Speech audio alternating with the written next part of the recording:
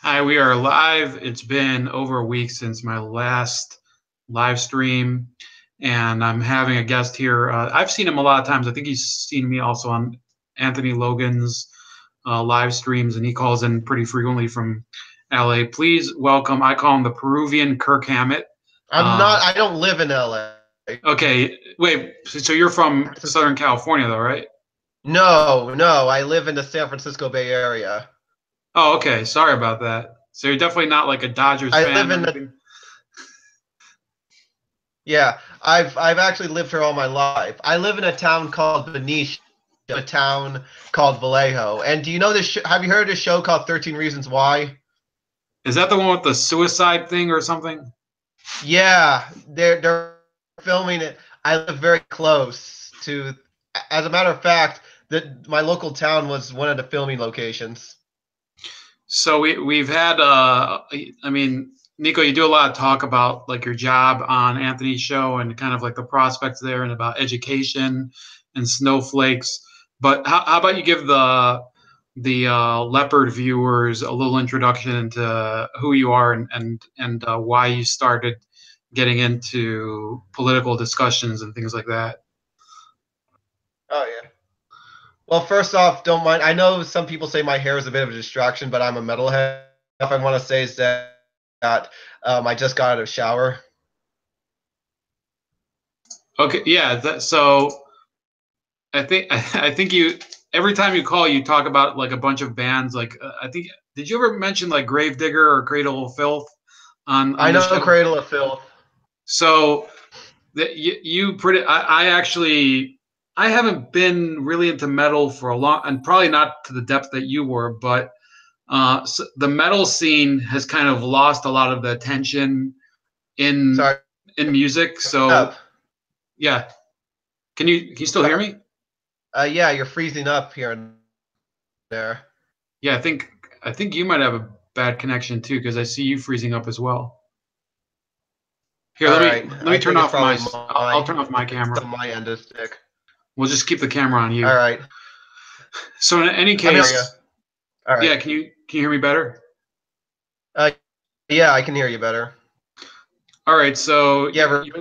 you're like a huge metalhead, and you've also become kind of a political conservative, which is a little rare for Northern California. Can you tell me what type of reactions you get, being as it is that conservatism is kind of out of vogue in California? What's the harder thing to be, Actually, a metalhead or a conservative there? I I wouldn't really conservative. I consider myself a bit of both. I'm neither left, I'm neither right. Okay. Neither left, I'm neither right. I'm just basically going the opposite whenever I basically go the opposite of where the establishment is going. Put it that way. So you're kind of like a contrarian in a certain way. Like you just you're against like conformity and whatever the mainstream is doing. Is that like a fair representation? I guess you could say that since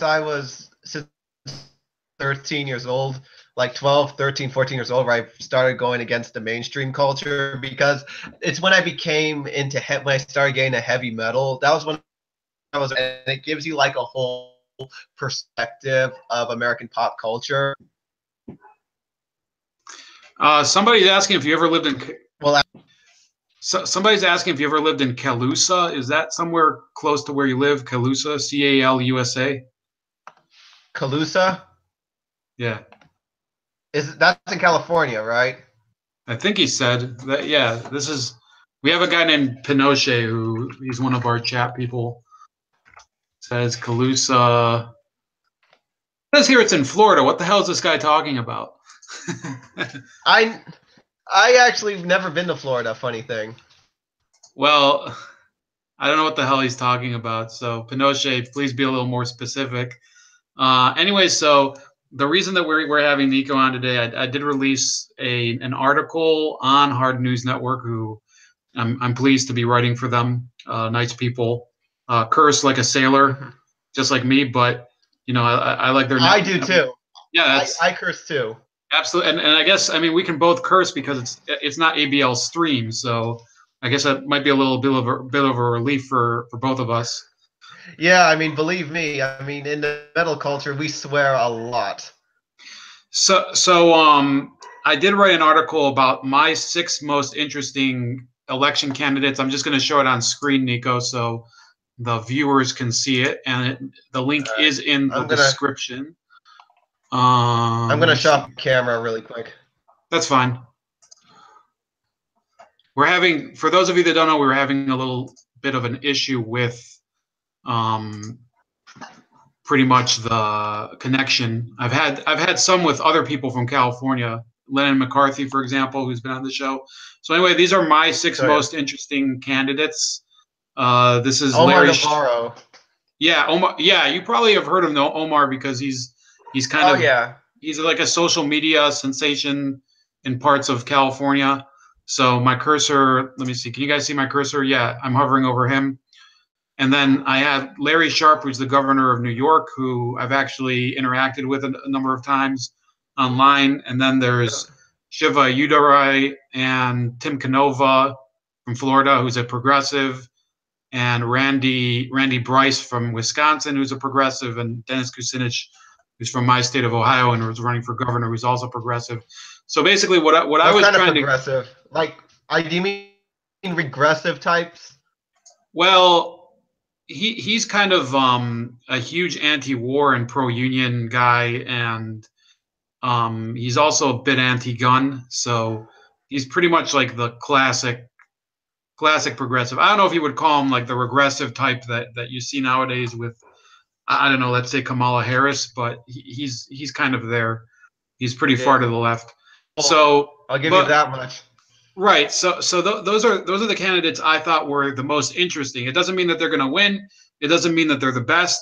It doesn't mean I necessarily No, endorse them. It just meant that they kind of set themselves apart a bit from well, the standard people. So you talked a little about Travis Allen, mhm. and also talk a bit about California, and basically there you guys have elections coming up for both senator and governor, and whatever else you're feeling about your state coming into Oh yeah, 2018.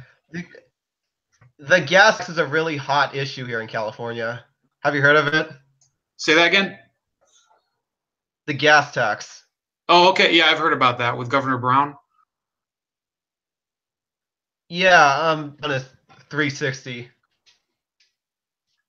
Holy crap, that's like $1 more than it is here per gallon. Yeah, and you know what? Last year I remember, like last year or a couple of years ago, about gas actually used to be 269. Yeah, I think you guys have like the worst tax burden in the country. Maybe New York might be worse, but I'm not sure. New York or New Jersey, around there. But still, we're not. But considering how big we are, it's not really good.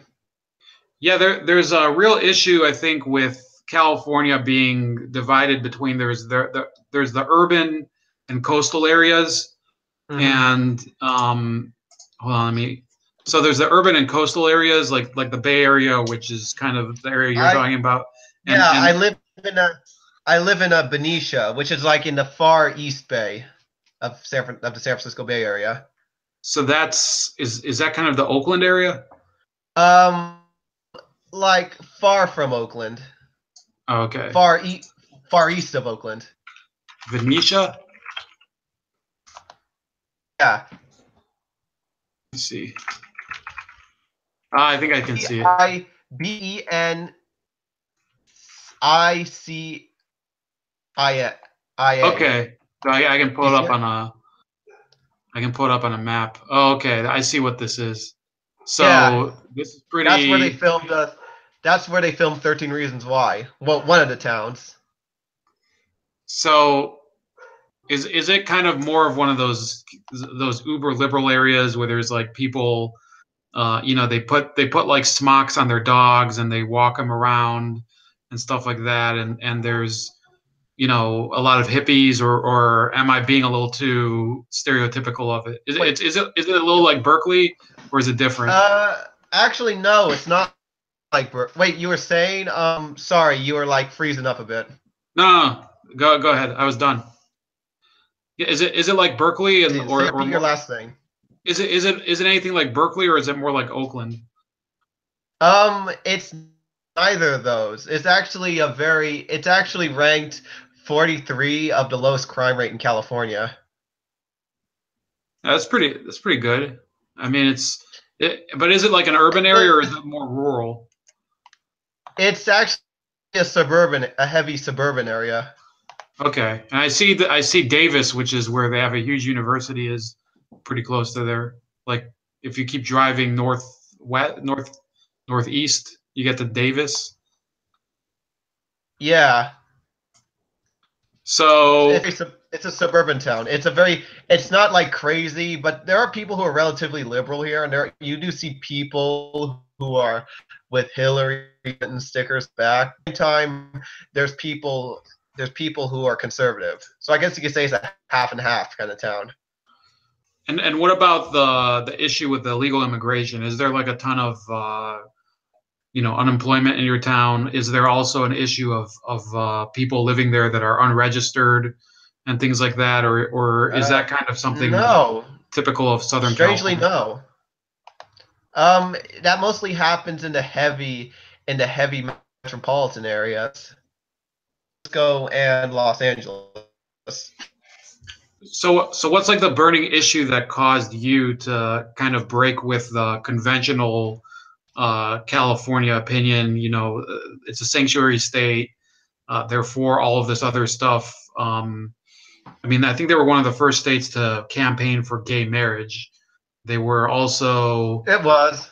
yes. So, I mean, is there a reason you kind of broke with the mold of California, or was it kind of you just like you said, are you a nonconformist? I guess you could say. I guess you could say I don't I don't associate with anything. I don't associate with anything left or right. I just go well because see here's heavy metal has always been like heavy metal has always been the counterculture music because back then in the 80s and 90s you always have lectured about it being satanic. But nowadays, have you heard of this band called Marduk? Are they Norwegian? Uh, they're Swedish. I've probably heard about them, but I don't really listen to Yes. a ton of metal. But yeah, Um. go ahead. So in Berkeley, they were gonna play a show in Oakland, but around that time, you know about that infamous Berkeley riot time. Those guys shut down. They shut down the show. They shut down the even started because they claimed that they were associated with white supremacy or neo Nazis. So basically, you found kind of an instance when I guess like a form of speech or art that you saw was perfectly benign was kind of demonized by association with something that you knew through your own experience was completely false. Is that true? You were saying, sorry, it's just a stupid internet connection. God damn So it. so basically, there was an incident where a band came to your hometown and or to Berkeley, I should say, and you knew for a fact that what the critics were saying about it was simply untrue, and that's when it kind of like the domino fell, and you knew that you were kind of being shafted by this media system that they demonize things without knowing really what they're about. Oh yes, and the funny thing is that if your kid listens to heavy metal, then chances are he might be alt right. Go fuck yourself. Yeah, I think I saw that article. It was pretty stupid. Like, because most of the people I know that listen to heavy metal aren't necessarily political. They actually seem to not really give a shit about politics. We don't really, but unfortunately you you kind of like we don't. But it's like you stick your. But at the same time, you start like you start sticking your nose in and start causing havoc, and then all of a sudden that's where you have a problem. So how about we get into this Travis Allen? I have the article here, and I'll read through it. And when we're done, how about you give me your impression, Nico? Travis Allen, by the way, is a very pro border security candidate in the race for California governor. The current governor of California is Jerry Brown, aka Moonbeam, who's been kind of I call him super jerky turd. jerky turd. so is that just Governor Jerky Turd? Is that just what you call him, or is it common? That's what I call him. Anyway, so he's been governor 2 times, and both times he's won 2 terms. So he's been a governor for a total of 16 years, and he's term limited. So there's going to be likely the Democratic candidate is going to be Gavin Newsom, who's the former mayor of San Francisco. And I remember when it was years ago, he said that gay marriage, it was so funny. There was like a soundbite of him yelling at the microphone, gay marriage is coming whether you like it or not. And then they lost the referendum. So it was kind of like pathetic. Then they had to sue in the Supreme Court and everything. But let's read through this, and after that we'll kind of gather our thoughts about it, Nico, and we can move on to the next topic. But it says, imagine for a moment that California now had a top 4 primary election system instead of the top 2 it now uses. In that alternate for now world, the 4 leading vote getters in this June's primary election would advance to the November runoff election rather than just the top 2. With 2 Democrats, Lieutenant Governor Gavin Newsom and former Los Angeles Mayor Antonio Villaraigosa, currently at or near the top of the 7-person field of credible candidates for governor, no one would have to pay much attention to either of them during the lead up to this June's primary. Instead, attention would be focused on the other 5 candidates bunched until days ago in single-digit territory in every poll. That's because the real contest wouldn't be for the 2 top slots, but for the other 2 positions on the fall ballot. And if one of the other 2 Democrats and one of the 2 current Republican candidates should win those 2 runoff spots, it would be highly possible that heavily Democratic California could end up with a GOP governor, even though that party now trails Democrats by about 20% in voter registration. This would happen if the full 25% of voters registered as Republicans voted for their party's surviving candidate, who would likely also pick up some independent, no party preference voters, while the 3 Democrats splintered their party's vote. Don't laugh, something like this actually happened in 2012 in a largely Democratic San Bernardino County congressional district, where Republicans wound up with both November ballot slots because a bunch of Democrats splintered their party's vote. A very improbable scenario, you say, but it is exactly the kind of situation a currently circulating potential ballot initiative would create. The measure, sponsored by Orange County accountant Richard Gennady, needs 585,407 signatures to qualify as a November ballot proposition. Since this cause appears unlikely to draw hordes of volunteer petition carriers, and since paid carriers often get $5 or more per valid voter signature they gather, it would likely cost upward of $3 million to qualify the plan. Gennady says he doesn't have that kind of cash, but he might get, quote, outside support. For sure, this is the simplest way yet to give Republicans a chance in many California elections, where Democrats rarely show the discipline to get out of each other's way for the sake of their party. Of course, neither have Republicans, or one of the current GOP hopefuls might have dropped out of the gubernatorial run by now. So basically, this is an opinion piece, and it's talking about an idea, which is that California's current jungle primary system is pretty much guaranteed to give them a Democratic senator and a Democratic governor. Doesn't matter how, because the voting in the population heavy areas, which San Francisco, Santa Monica, LA, Sacramento, most of those are very heavily Democratic districts. They're very densely populated. So their proposal would, yeah. Well, sorry, you were saying, go on. Anyway, so the idea is that if you would give 4 candidates instead of the top 2 in the general election, it's possible that a Republican would attract enough of a support base to be competitive. What do you think about that, Nico? Oh, hold on. Sorry, it was the crappy connection again. But you were saying on the last part. Well, do you think that would actually this idea would actually make it more competitive over there, or do you think that the Democrats are too they're just too front loaded with support from both liberals and with a lot of these illegal immigration Hollywood advocates and Hollywood. Don't forget that. and Hollywood, yeah, and lobbyists? I think it's going to collapse the same way the Soviet Union. Well, the California Democrat Party. They think they're invincible. They might have that mindset they're invincible, but all of a sudden there's that little fracture, that chain reaction. Yeah, I think that there's a real issue. Even progressives in California, and I wanted Carlos to come on tonight, but he said he was busy, and number 80, who also lives there, was also busy eating some tacos or something.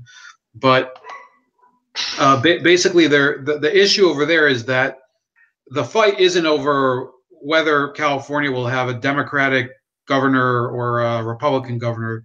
The question is whether it will be a liberal governor or a hyper progressive governor that will give them, universal health care and probably either discounted or free college education, issues like that the progressives have been pushing based on the Sanders campaign and some other people, Ralph Nader.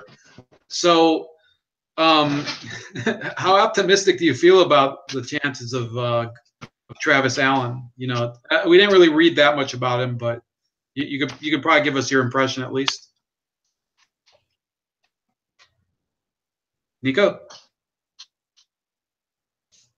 I think he might have lost us. Nico, can you still hear me? You might have to reconnect. This has been a pretty bad connection. Nico?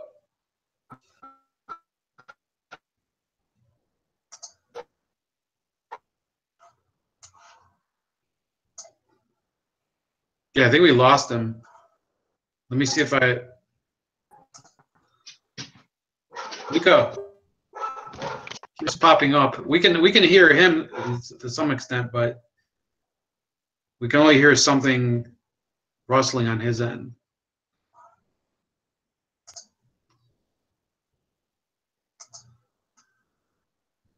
Yeah, he's put himself on mute. I think, or did I put him on mute?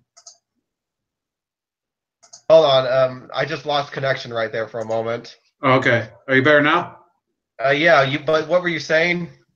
Okay, so I was talking about how California is likely to have more of a liberal governor this year, either a liberal or a hyper progressive. How do you feel personally? Do you think that 2018 it's still going to be progressives and liberals in California, or do you think that the breaking point is finally being reached? Well, I don't believe that. Well, I don't believe that California might not have a Republican governor. I do think that they're going to lose a lot. I do think they're going to lose a portion of seats here, where it's going to give them, where they're going to get a slap on the wrist. Yeah, I think you were saying that there were a number of people in the legislature who were just getting zapped by either the sexual harassment scandals, or there was that I think it was a state senator who was arrested for running guns or something, and he was a huge anti-Second Amendment state senator. I mean, are people kind of getting the impression that the California Democratic Party doesn't know how to do anything right, and that they're a bunch of morons, or is it like they're just going to keep voting for them, doesn't matter what happens? I think they're really getting. I think a lot of people here are really getting the message. I mean, there's a lot of people who are There's a lot of. I've seen a lot of people who are saying repeal the gas tax, because the gas tax is a really serious issue, and I've seen this petition that says that they were trying repeal the gas tax petition, and and it was like a 30-day. They had a 30-day deadline, and within 24 hours, it was up by 75%. Yeah, I think another issue that's coming into play right now is the fight over sanctuary cities and how Attorney General Sessions is pretty much suing entire cities there, like Oakland, and not now. There's actually cities. I think Huntington Beach is one of the cities that voted. Well, we're not a sanctuary city, so fuck the rest of the state. We're just going to be. We'll call ICE. Fuck what's his name, Xavier. What's the guy's Sarah, name? Becerra. Yeah. So is that kind of catching a lot of fire around the state, or is it pretty much limited to Orange County and places like that?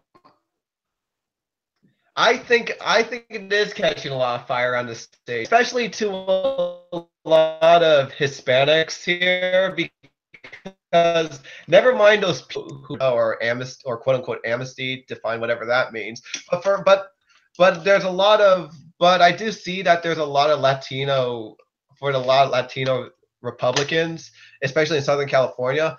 Majority of those people are Hispanic. Omar Navarro, there's Eric, and there's Aaron Cruz, and etc.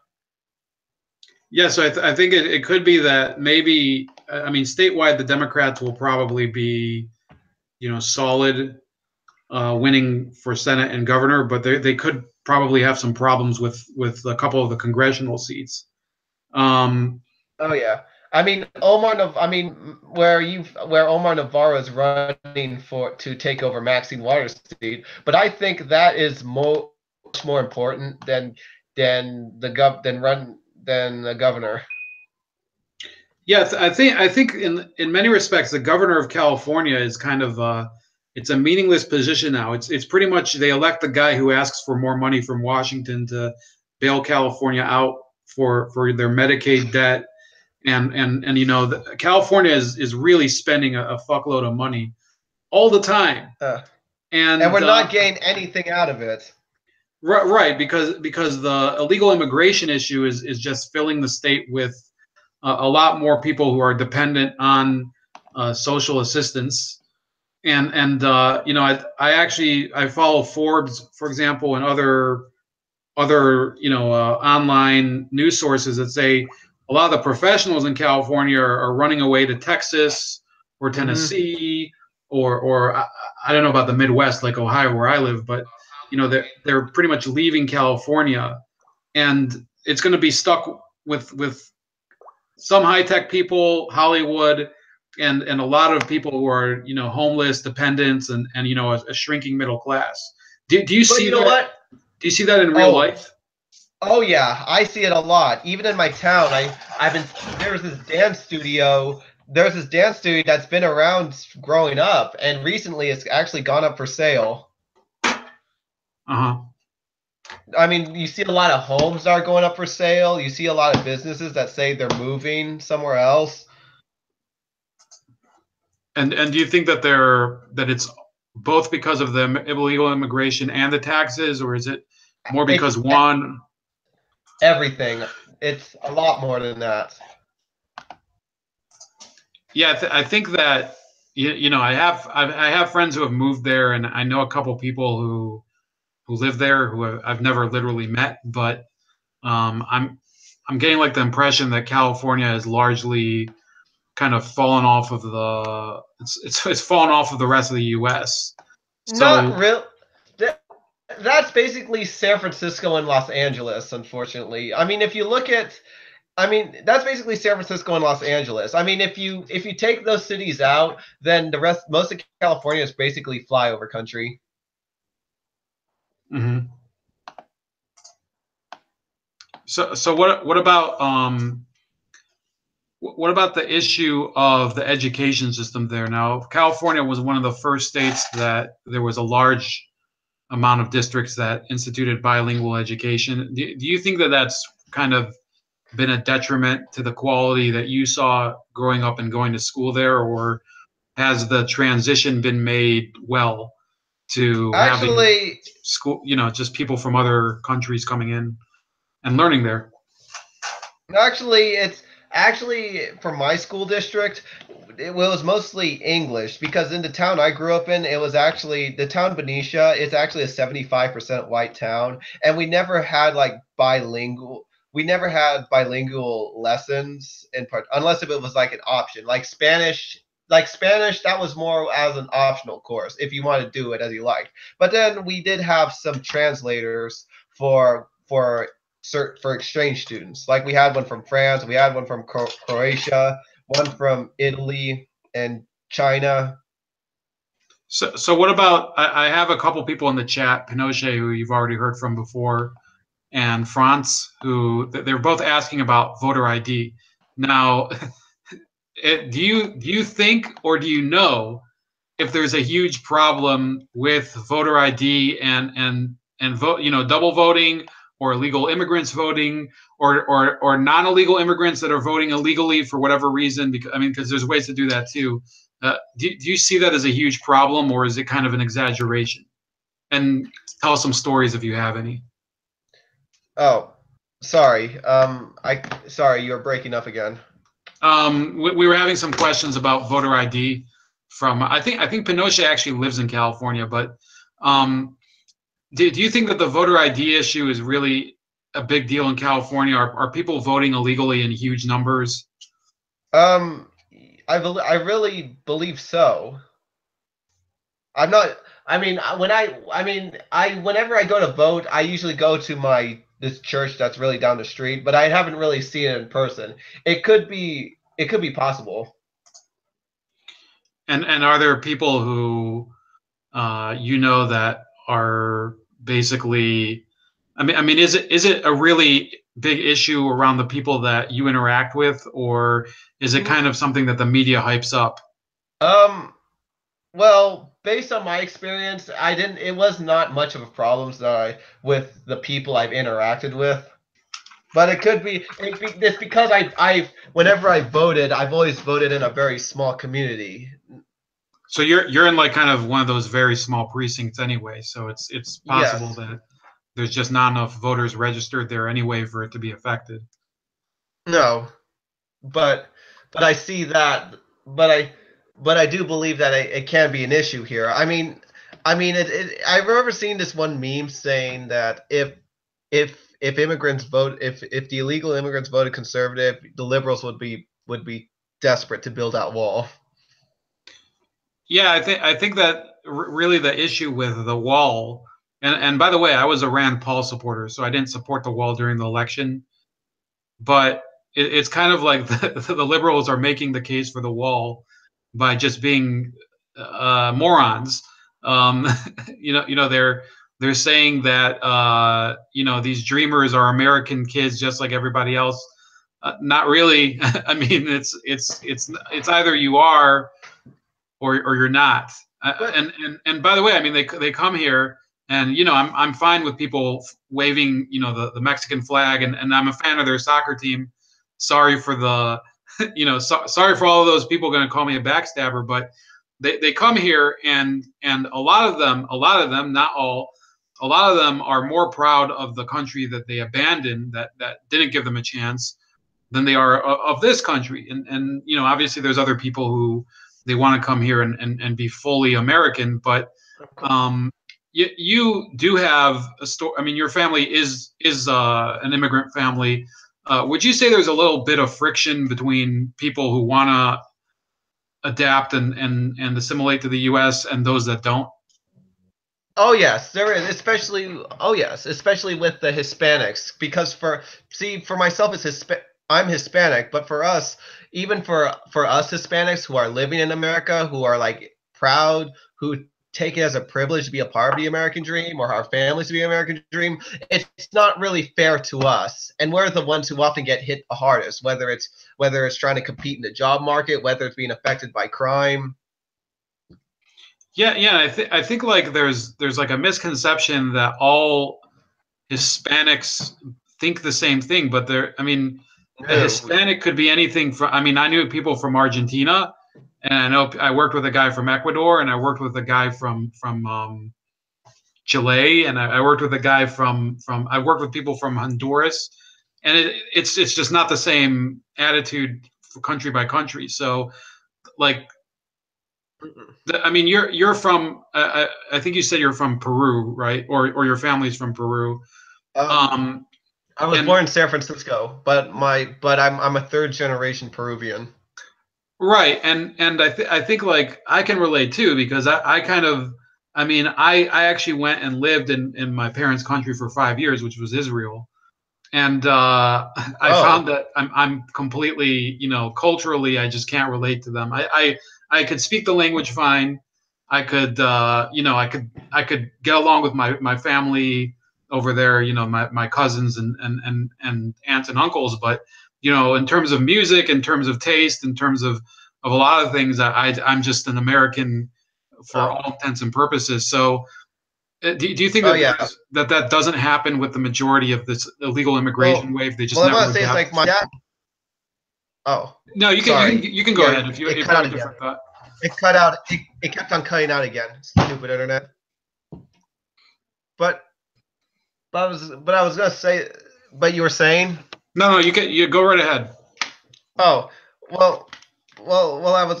I was gonna say is that I mean, just because people are Hispanic doesn't mean we have a collective. It's not a collective mind. I mean, take this: Mexicans hate Salvadorians. The Salvadorians do not get along with. Hello. Yeah, you cut out for a second. Yeah, but I said the. I mean, when you look at the neighboring countries, especially like with Hispanic countries, or just countries, or just with like, or maybe with countries across the world, like often most of the time, these countries don't get along. Like the Mexicans hate Salvadorians. The Salvadorians do not get along with the Guatemalans. It's the same thing that happens like in other parts of the world. Like the Koreans hate the Japanese, the British hate the French, and I think the Polish hate the Germans, and etc. You kind of get the rest of the idea. Yeah, and I think one of the funniest. Have you heard of this, Nico? Have you seen this Latin X thing? Have you heard of that at all? Latinx. Yeah, Is that the LGBT?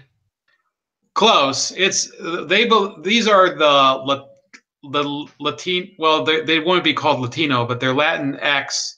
They're kind of Hispanic activists that don't believe in gender verbs and whatever in Spanish. So you know how there's gender qualifiers for in conjugation. So a woman would be a Latina, a man would be a Latino. So they say no, that's sexist. You have to go Latin X, meaning there is no gender. And they're saying, I have you heard of this? Did your head explode? I I guess you could say that.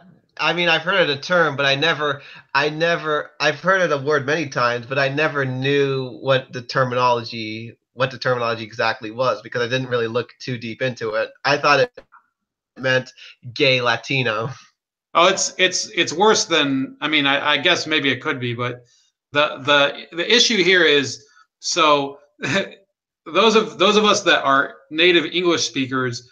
So if you say you know, let's say you have a verb and it's like Patricia eats donuts or something. So there's no feminine qualifier or conjugation for eats. You know, it's either Patricia eats or Patrick eats. It's the same thing.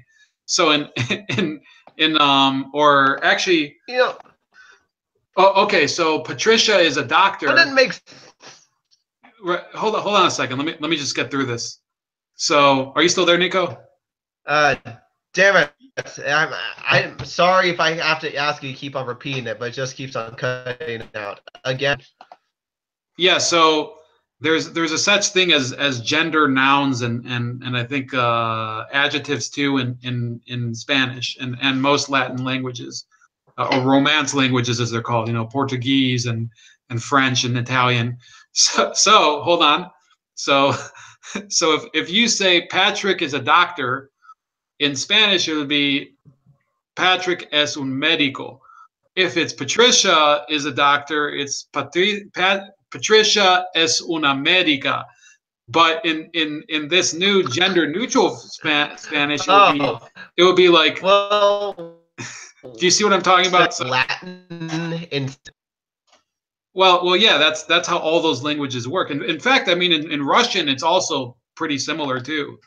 And I know a little Russian, and most languages around the world have genders to them. It's like not even it's well known for anybody who's tried to learn a foreign language that English is one of the few Western languages that doesn't have gender conforming not verbs, and well, it would be nouns and adjectives, I think, is more common. But anyway, so you being a Peruvian American, would you say that this Latin X thing, would that make you feel more accepted in America if they would drop those gender qualifying adjectives and nouns?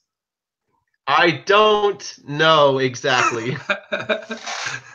Yeah, so you haven't thought about this. You haven't thought about the sexist the sexist nature because of. I don't know. Me. But they think you do, because they think that all Latinos have been oppressed by sexism and misogyny. So, is this news? Nico, are you still there? I I think your connection is going out. Hold on, let me turn my camera off. Can you try talking now? Great. Hello?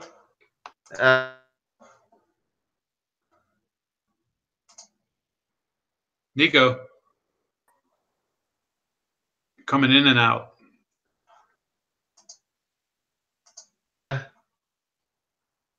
Yeah, I think your connection's really shot for the moment.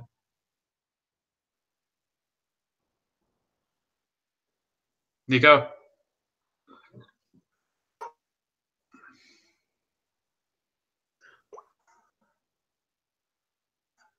Nico. Anyway, so we'll see if Nico can come back. Yeah. Hello? Gee. Yeah. Oh. What I wanted to say.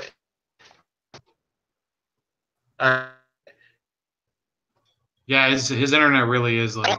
It kind of makes me think. Like, no, we really can't hear you, man. There's special. like I special.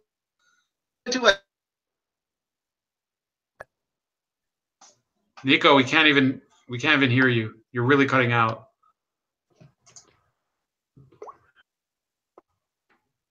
Cut out.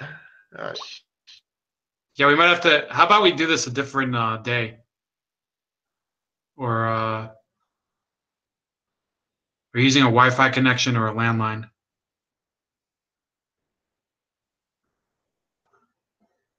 Yeah, I think we're gonna have to. So we're gonna have to cut it short with Nico today, but you can probably find him on the Anthony Bryan Logan channel. But we did have other topics planned.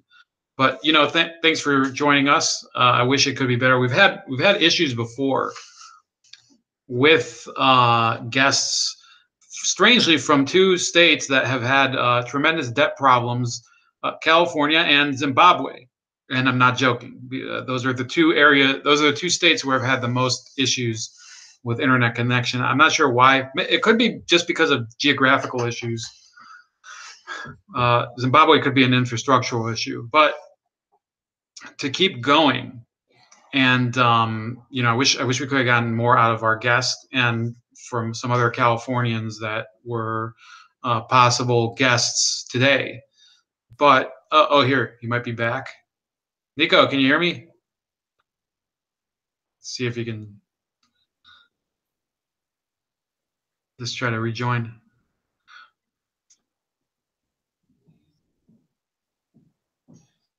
I thought at first I just blew. Did I blow your mind with the Latinx thing? Is that? Oh, wait, can you hear me? Yeah, I can hear you.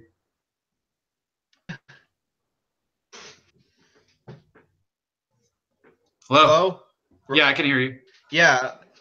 Okay. So what I wanted to say was, what I was saying was that, so what I was saying is that when I was in when I was like in when I was around kindergarten, I used to take special. I had to take special needs classes because people claimed I was diagnosed with autism, and then and then all of a sudden, looking back at it now, it makes me think. They always taught me the basics, like what's a boy and what's a girl, what the difference is between a boy and a girl. Like, is this a boy? Is this a girl? Or is like, what is the color of the sky? Is it red or is it blue? And you kind of get the rest of the picture, don't you? And it makes me think, like, what are they teaching the kids now, especially in these special needs classes about the 47 genders or whatever?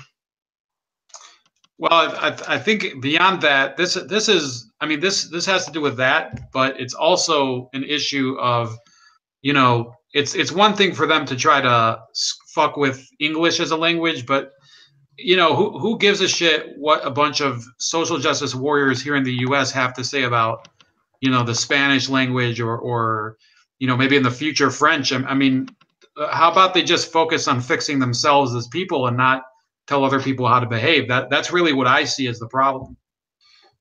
Well, it is, I guess the reason why they're trying to make these issues, I mean, especially like in Europe with the hates, like it's particularly in London with the hate speech laws. I think they're trying to distract them from the real issues that happen from within the belly of the beast, particularly up in their ivory tower of the British Parliament. Because you know what? It really makes me think of this. You know about the grooming gangs, whatever that stupid terminology, those rape gangs in England, right? Yeah. It makes me think. I think the reason why they're not trying to I think the reason why they're reluctant to persecute these gangs, because I think it'll open a door, because I think those MPs are guilty of the same thing. Yeah, there You get have what I'm trying to been. get here? You Yeah, get there what I'm have. trying to get? Yeah, exactly. I think I know exactly what you're talking about. There have been people who have been implicated. I think Keith Vaz is a member of parliament there that's been mentioned as somebody who might know about a lot of these child sex crimes, and it's very funny talking to some of the liberal people there who could care less about that, because they care more about insulting somebody or being Islamophobic or something, and whatever, than actually helping victims of sex crimes, and I think it's pretty disgusting. I think it's getting that way over here too. Well, you've heard of this.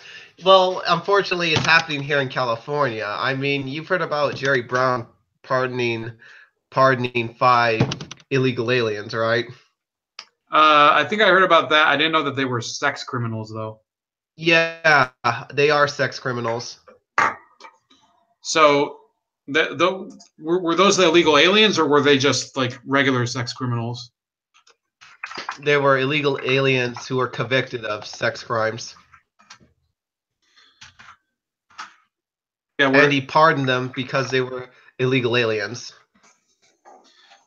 yeah, we've been having in Ohio, we've been having a lot of issues with there's more of the opioid epidemic and everything, and Yeah.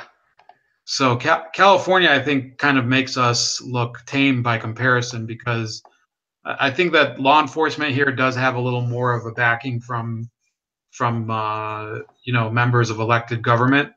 Do you know any cops over there, and do you think that they're kind of under fire right now, and that they don't really have any true support from the leadership in California?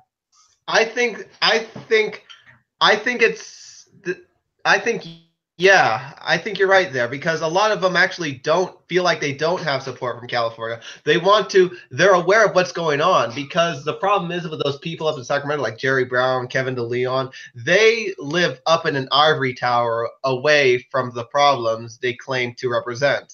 They don't have to suffer it in the places that they themselves live in their cozy little mansions.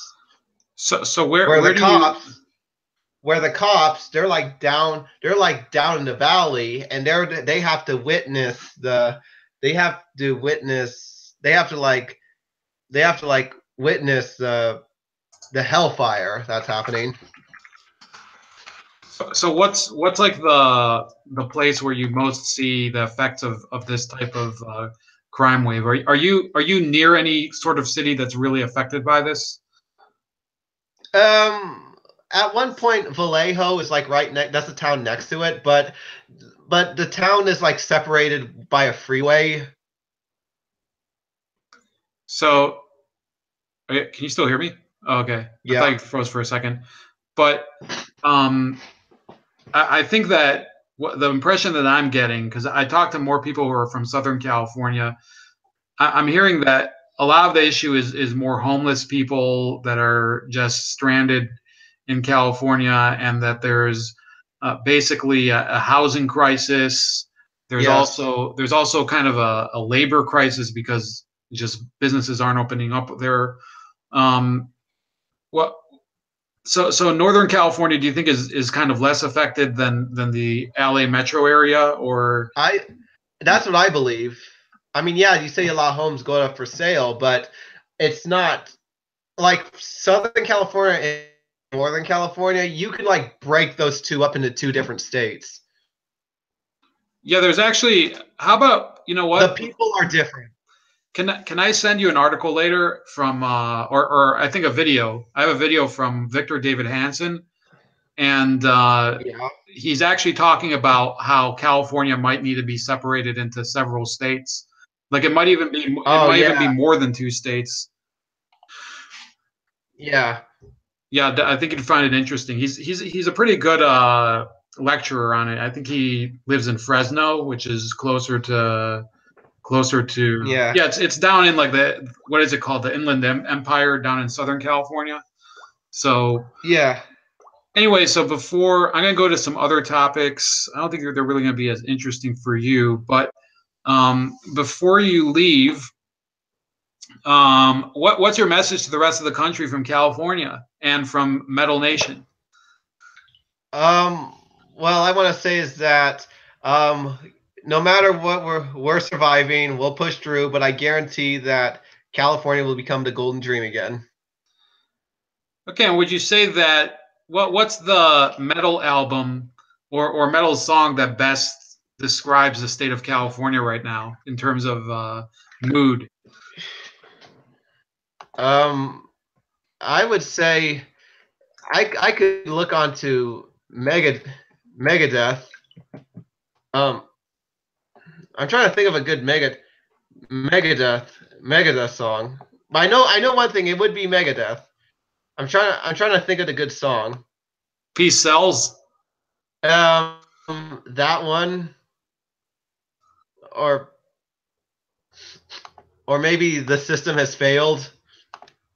Okay, yeah, I haven't heard that one yet. So Yeah, it's too bad we but can't play on. It's pretty difficult to play on live YouTube, but yeah, yeah, I think but yeah, go ahead.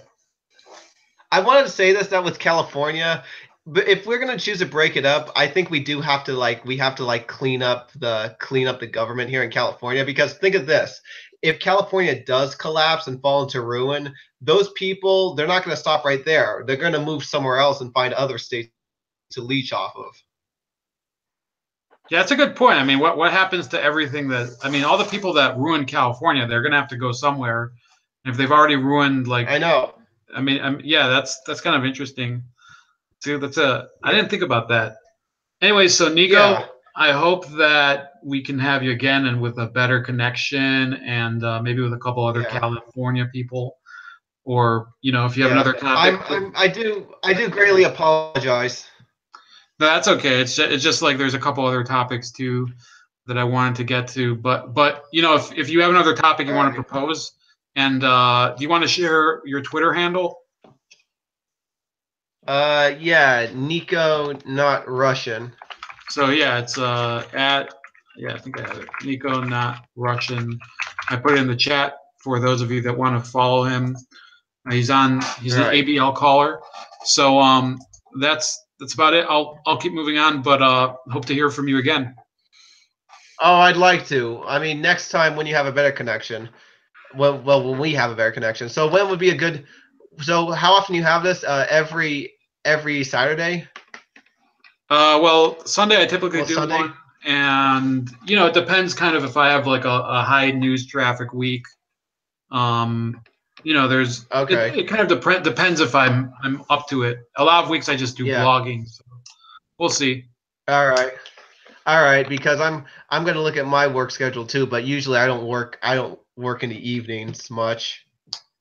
Yeah, usually with people on the West Coast, it's easy because there's a 3 hour difference. So if it's late for me, it's usually like after you guys get out of work or out of the gym or something.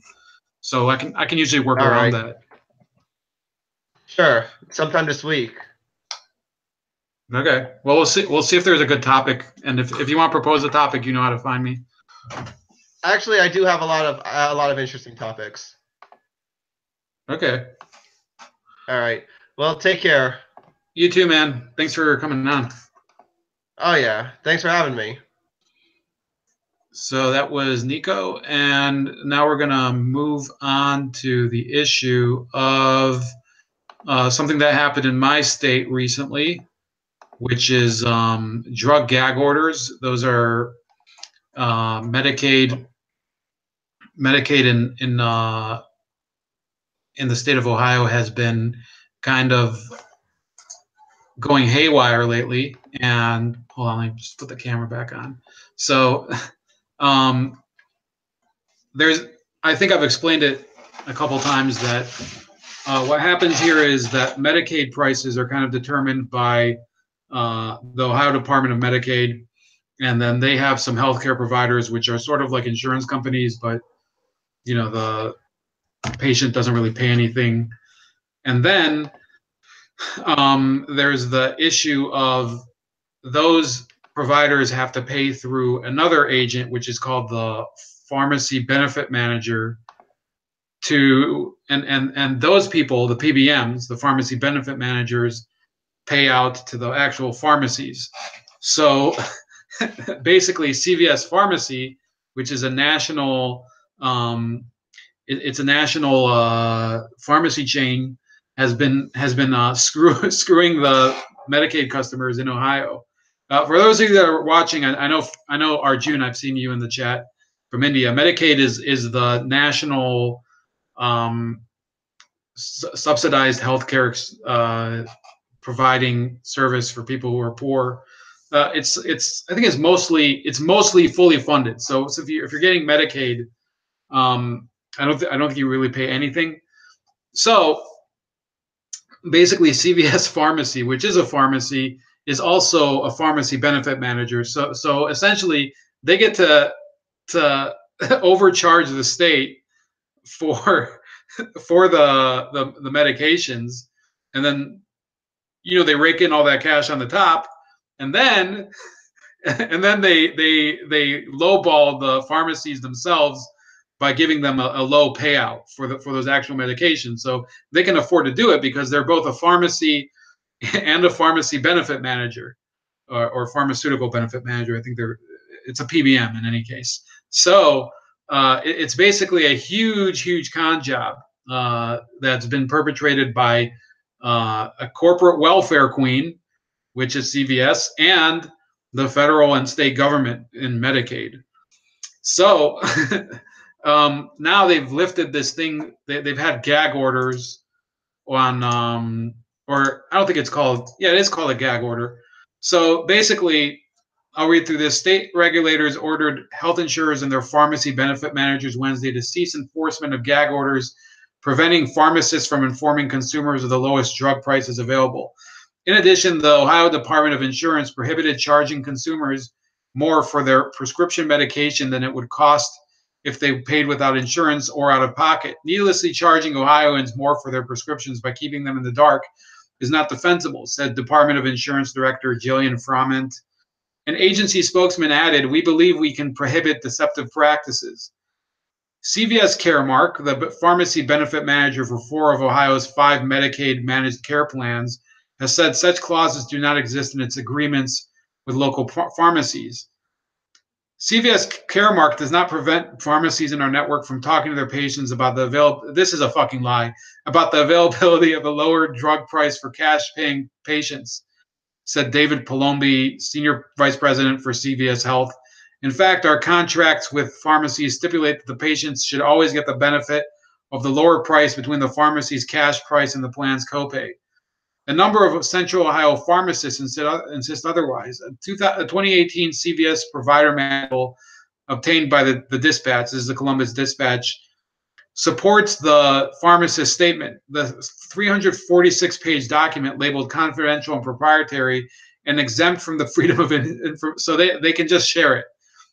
Exempt from the Freedom of Information Act disclosure, bans disclosure of confidential Caremark information, including business practices, trade secrets, maximum allowable drug cost lists, reimbursement rates, and terms. If anyone breaches the agreement, Caremark will be entitled to specific performance, including immediate issuance of a temporary restraining order or preliminary injunction enforcing the agreement, and judgment for damages, including reasonable attorney's fees and costs caused by the breach. The state's order comes after the Dispatch reported the contention of independent pharmacists that CVS Caremark is overcharging taxpayers and driving out retail competition by paying lower rates to pharmacists who fill prescriptions for Medicaid patients, rates that are sometimes less than the cost of the drugs and keeping the savings. So, to cut a long story short, again, they get the money from the healthcare provider at a higher rate, and then they reimburse the pharmacies at a lower rate, including their own pharmacies. But they can eat the cost because they're getting so much higher funding at the top that it doesn't matter at that point. Basically, this is corporate greed at its worst, and this is not what is meant being a pro-business system in America. This is exactly the problem with having publicly managed healthcare of any type. Okay, and those that say, "Oh, you're just taking the side of corporations and businesses," no, I think I'm actually taking the side of people who want to open a business, people who want to keep a business. There's people who become pharmacists and open their own it's increasingly rare nowadays, but they open their own pharmacy, or they might have inherited it from a relative, and they also went to pharmacy school. And the more regulations are put on this, and it just keeps getting piled on year after year, regulations for the pharmacists, regulations for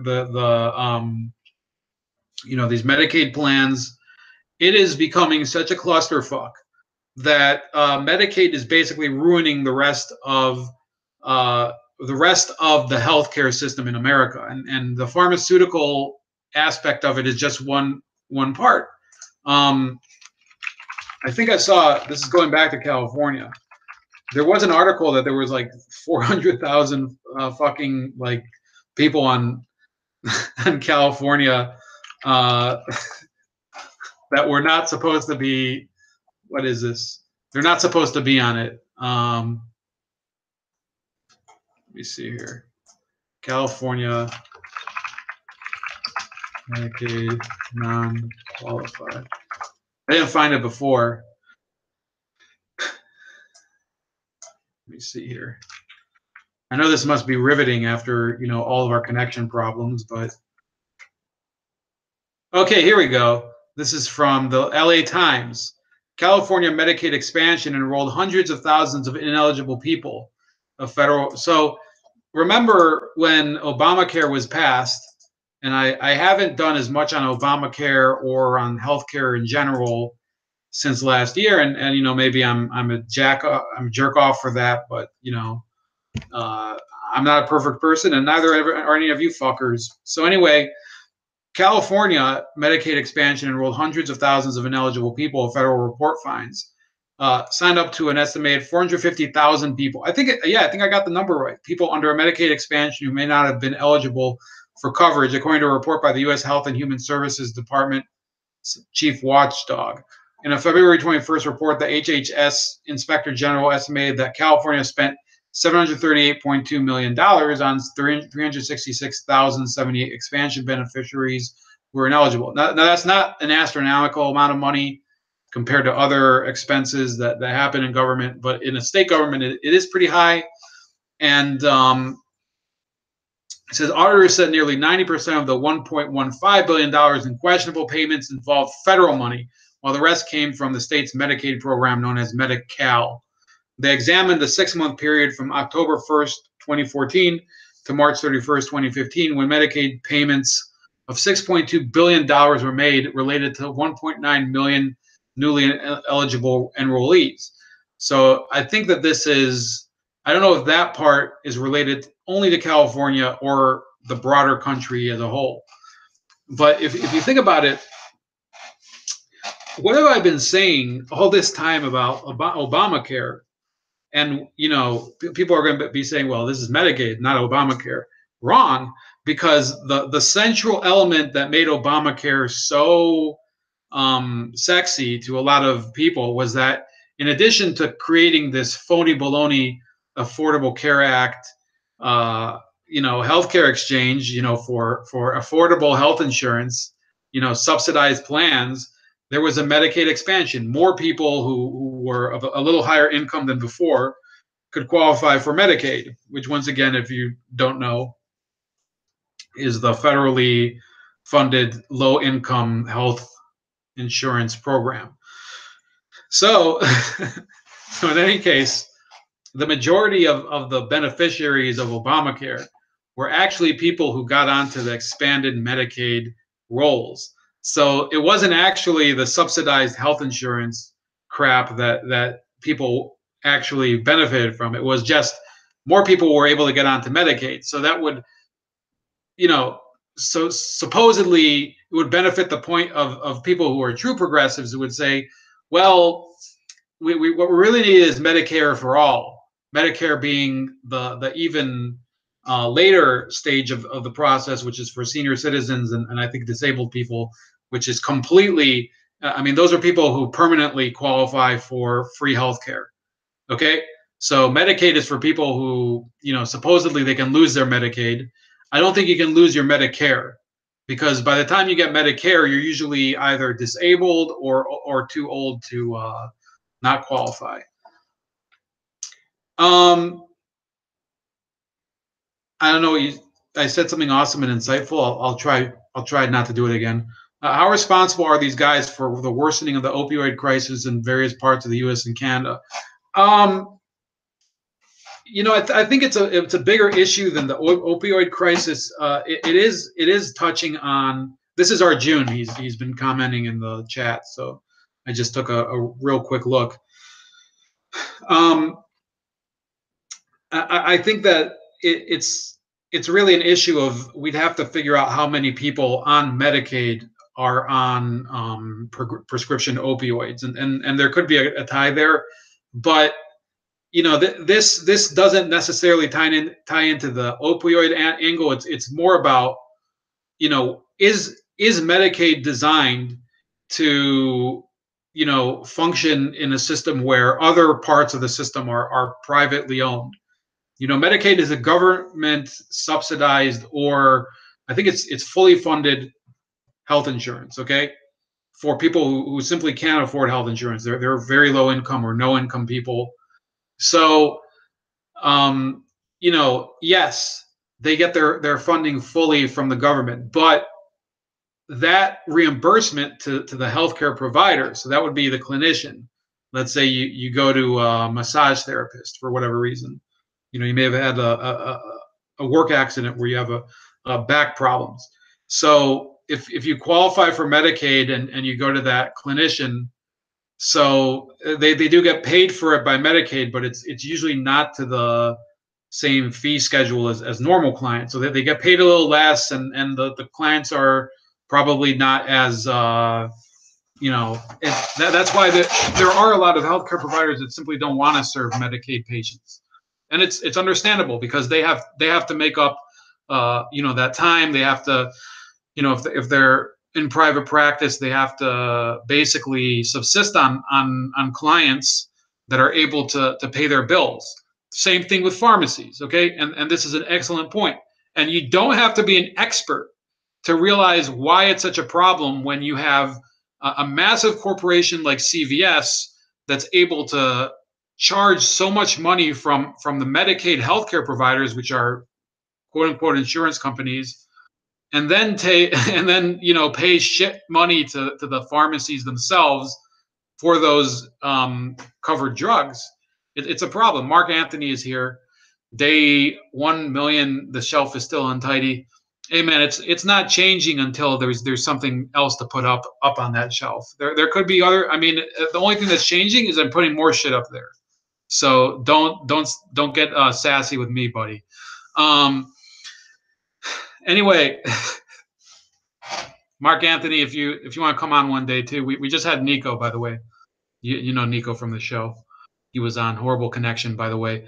In any case, so there are other topics there, but that's an important topic for a Midwestern state where small businesses are really in trouble. And whenever I talk to people from, for instance, California, I kind of want to get the local flavor for what the problem is.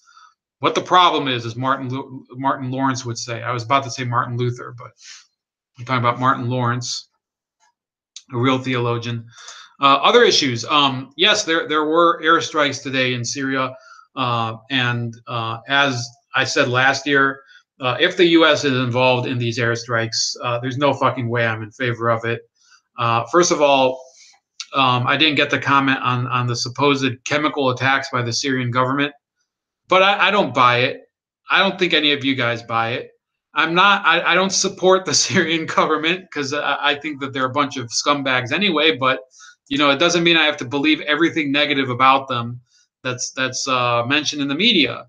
That they're run by horrible people, but their opponents are also horrible people. The Turkish government are disgusting. They've also been bombing Kurdish civilians. We're not going to war with Turkey, are we? And they've also been supporting ISIS, and they've been arming other rebels and all these basically these barbarians that are tearing up the country. And then Israel too. I don't think I would support necessarily Israel intervening in the war either in Syria, unless they'd have a damned good and well documented reason to do so. And even then, I mean, supporting a country getting into Syria, it just doesn't seem smart at this point. It doesn't seem smart. And I don't talk about morality. The morality of war is really something that people, everybody thinks, oh, I can pass judgment on this country going to war or that country going to war. That's not how I think of it. In my opinion, there are wars that are compelled, and then there are wars that are chosen. And this would be a chosen war on the part of anybody involved. Look, Syria fucked up when it put down the Arab Spring protests. They probably could have found a different way to deal with it, and they didn't. And their crazy overreaction gave the perfect opportunity for jihadists to come in, Saudi Arabia, Turkey, countries like that, fund those jihadists, and basically turn Syria into the meat grinder of the Middle East. And you can blame Assad for a number of things, but I don't think chemical attacks at this point, when he's very skillfully avoided being overthrown, I don't think it makes any sense for him to have done it. I've already seen several occasions when it just doesn't add up that he did it, and there's actually what would you call it? Exculpatory evidence, I think you'd call it in a courtroom setting, but there's just evidence to contradict his guilt in this case. This is like the usual suspects, where you just bring in. I mean, you've seen that movie with Kevin Spacey and Stephen Baldwin, where they just bring in all the dirtbags in town, and they're like, oh, who is this? And they all point at Kaiser Soze. Well, at a certain point, I have to question whether Kaiser Soze actually exists. And you guys can go back. I have a video from last year. I'm not going to share it because it'll take me too long to find it, where I say that the solution is to Syrianize the civil war. And by Syrianize, I mean that you would, as Vladimir Putin or Donald Trump, whoever it would be, maybe the president of China. I don't care. It doesn't have to be President Trump, by the way. It doesn't have to be. By the way, it doesn't have to be America all the time that causes these countries to come to the peace table. I mean, these other national leaders can step up as well. What they would have to do is they'd create an international conference, could be a secret conference, where they all develop a staged plan to withdraw their forces from Syria and probably the funding as well. And all of them would have to sign on in order for it to work. If one of them stays in it, I don't think it would really work. If Iran stays in it, the plan wouldn't work. Syria would still be at war. I mean, it could be just more of a bloodbath, but if Iran, Turkey, Saudi Arabia, Israel, Russia, any of these countries, the U.S., if they decided to, withdraw their troops from the war, and that's it.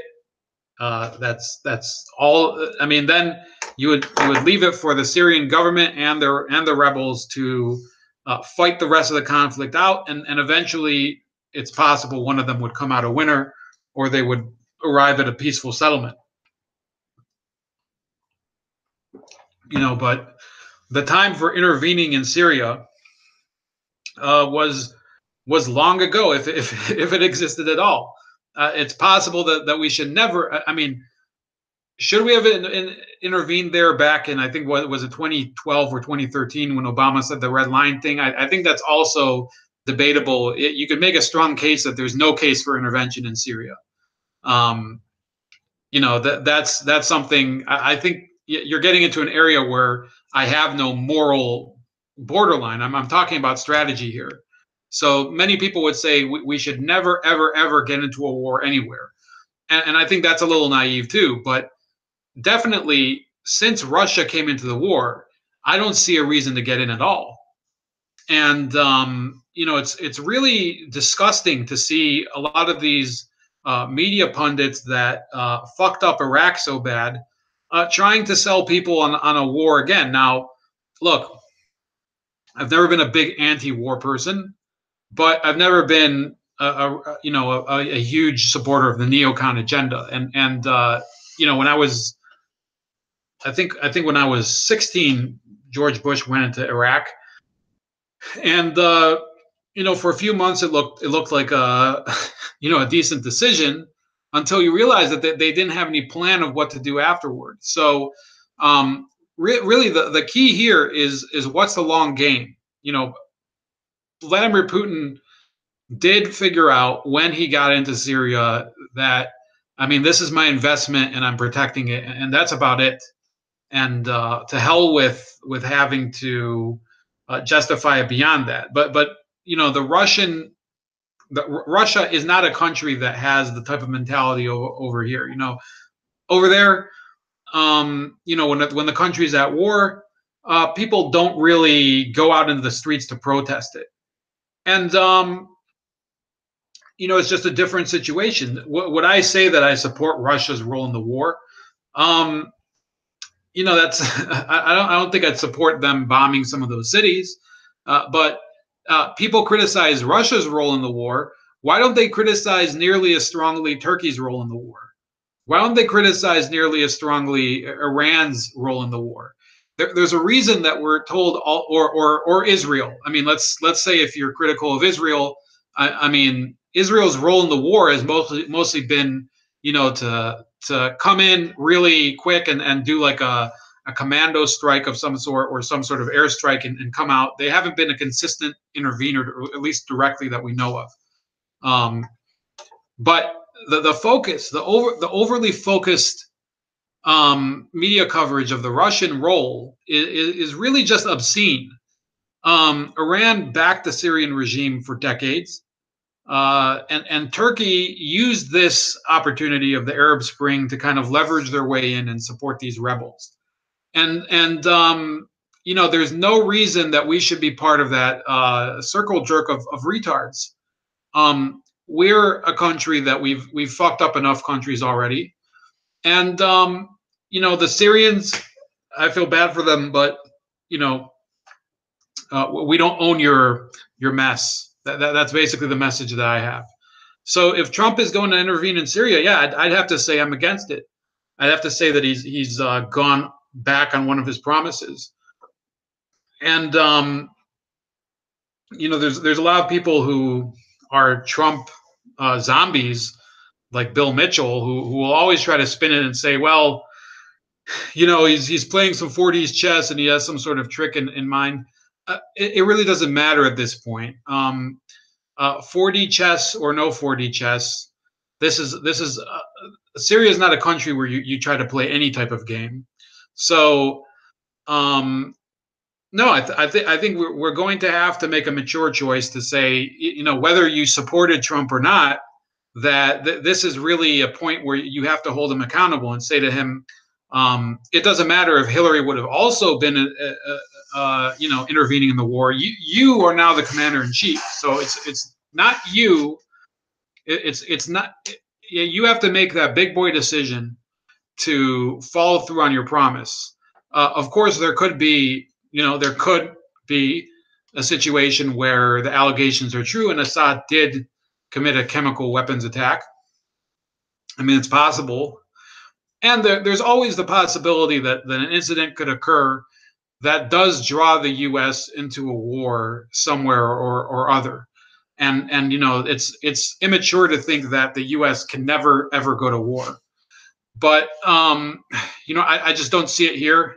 And yeah, if Trump was to get us into the Syrian war, it would be a major defeat of his agenda. Look, this is a president who I was hoping he would break the whole pattern of presidents who have focused mostly on foreign policy issues. It's true, President Obama did focus a little on some domestic policy agenda stuff, but there's been so many. I mean, we've gone through the Cold War, we've gone through the Persian Gulf War immediately afterward.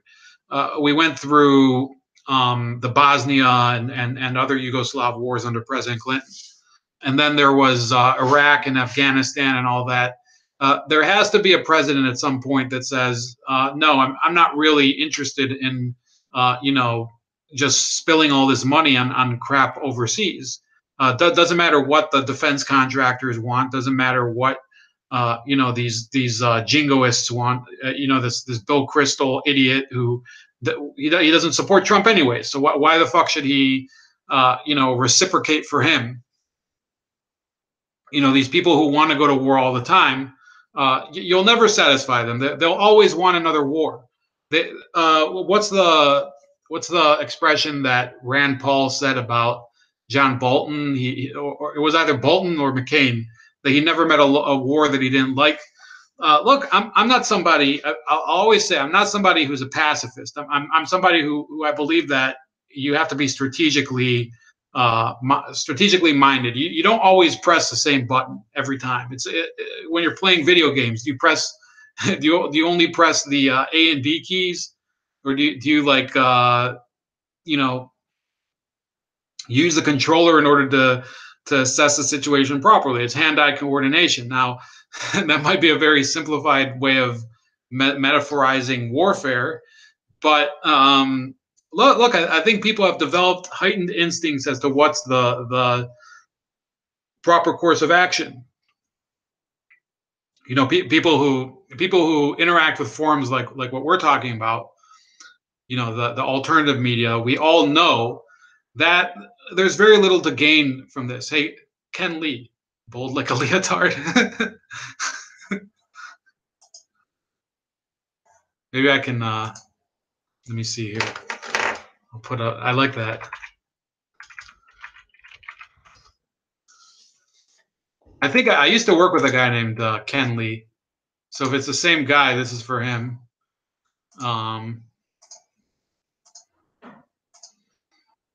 Yeah, that's for you. Bold like a leotard. And I'm going to stop presenting because there's no telling what YouTube will ban now. Yeah, I used to work with a guy named Ken Lee. Don't know yet if it's the same guy, but Thanks for stopping in. If people troll here, they might find that they're simply speaking the same language as the people who are already on here. So, by all means, troll on. Yeah, that Ken Lee guy that I talked to was kind of interesting guy, but I think I only saw him every few weeks.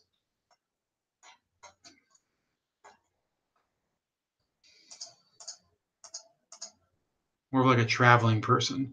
So anyway, moving topics. Next topic. California. I don't think it's the same guy. Moving topics. We're going to talk a little about alternative media, and then we're going to close for today. There's probably a few more stories that I would have wanted to cover. It's just, with Nico coming on earlier, and there's many topics that have gone on in the past week that I simply didn't cover because I wasn't streaming the past week. I wanted to go through something that's a little more all-encompassing and talks a little about everything that the whole country is going through as far as Facebook and Twitter. So, look, there's more and more revelations that Facebook is becoming kind of this collapsing volcano of dog shit. Basically, that's how I would describe it. So, I joined Facebook probably 10 or 11 years ago, and for many years, it just wasn't that interesting of a forum. And one of the reasons was because it was mainly in order to get acquainted with people that you'd lost touch with. And to be honest with you, a lot of people that I'd gone to high school with, I could care less about hearing from them. There were probably 10 or 15 people that I really cared to hear from, from back in the States. I wasn't living here at the time. And then when I moved back, it was even less important, Facebook, and the features just weren't that impressive there. I don't believe that there was video live streaming at the time, and I've never even used that for it. And also, there weren't nearly as many groups on it, and it was really just a place for reconnecting with people. But that's how it grew, and eventually that's where all the other crap came from. More and more businesses started advertising on Facebook, and more shows started at least showcasing on Facebook and having their own groups and whatever. And I think that there was a period of 4 or 5 years where it was the premier social media platform on the internet. And I think with every election, that kind of became apparent. In 2012, for example, there was a lot of data mining by the Obama campaign through Facebook. With the complicity, is it complicity? Yeah, complicity is the word. So the complicit action of CEO Mark Zuckerberg, the founder of Facebook, and he'd by then become kind of a real cultural icon because of the Social Network, the movie with Jesse Eisenberg and his geeky appearances on TV and TED Talks and whatever. And Facebook was at its zenith at the time. And then between 2012 and 2016, other social media platforms started to really just rise and overtake it in terms of importance. There was Instagram, there was you could probably say Twitter was getting more and more important. It had already become a little bit of a rival to Facebook earlier than that. MySpace had already disappeared by then. Then there was WhatsApp, which was eventually, I think, bought out by Facebook. Never twit face. Marks are horrible, to be honest. What is he talking about?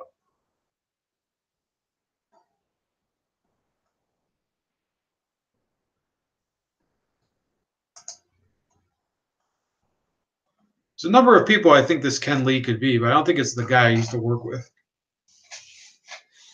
But if it was, he'd probably be. It was not a smart idea to use your real name on fucking chat on YouTube. In any case, yeah. So a lot of other social media platforms became more popular, and this was before alt tech started to take off. Lately, And really the issue with that was, you know, Instagram is more visual, and it's more about boobs and about you know, ladies' asses and stuff like that. And then there's WhatsApp was more for sexting and things like that. And eventually there was the whole DJ Khaled dimension, which was I didn't know. I mean, I was wondering like why he became such a sensation on it, and maybe I never will understand it. Never Twitter or Facebook. Well, whatever. I think I'm going to leave both of those soon. I really only engage in both of those for this channel, and you know it's starting to fall apart, which we'll get to. So then the 2016 election rolled around, and you saw kind of the negative side of Facebook, really the underside of the iceberg. You know, what's really below the surface, which is that Facebook, because there was such a wide cross section of people that are engaged with the platform, you know, in terms of different, you know, different age groups, especially, but all across the world as well. And that, you know, there were troll farms and things like that, both Facebook and Twitter.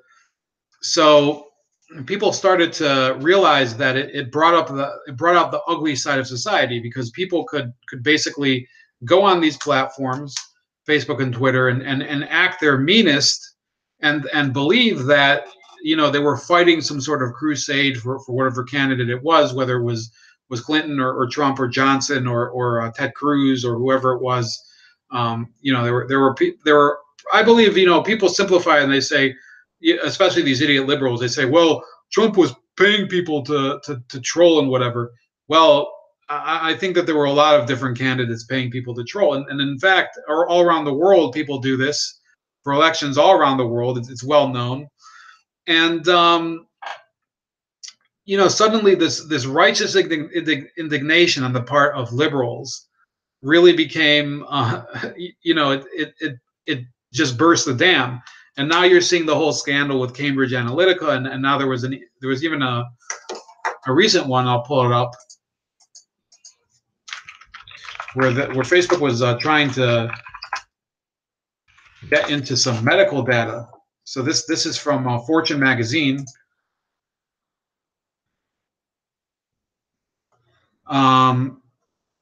And this is just, I mean, it doesn't make any sense. I mean, really, why would Facebook need to know about your medical data? So it's extremely embarrassing for the company. Here you see, this is actually frozen, but Mark Zuckerberg.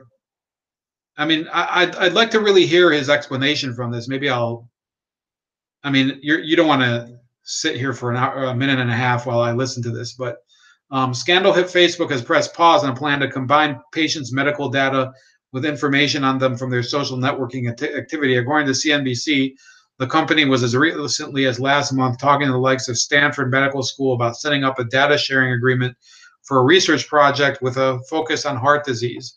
This work has not progressed past the planning phase, and we have not yet received, shared, or analyzed anyone's data, Facebook told CNBC, which reported that the plan was put on hold following the Cambridge Analytica data privacy scandal and the subsequent revelations about Facebook's data sharing practices.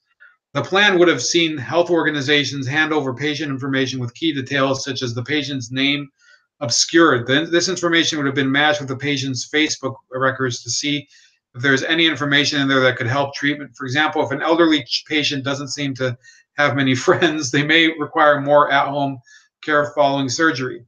According to the report, the matching would have been achieved through a technique called hashing. This essentially means using an algorithm to scramble a piece of data, such as a name, in a way that means no one can unscramble it. But if another piece of data is run through the same algorithm and you end up with the same garbled code, then the two pieces of original data must match.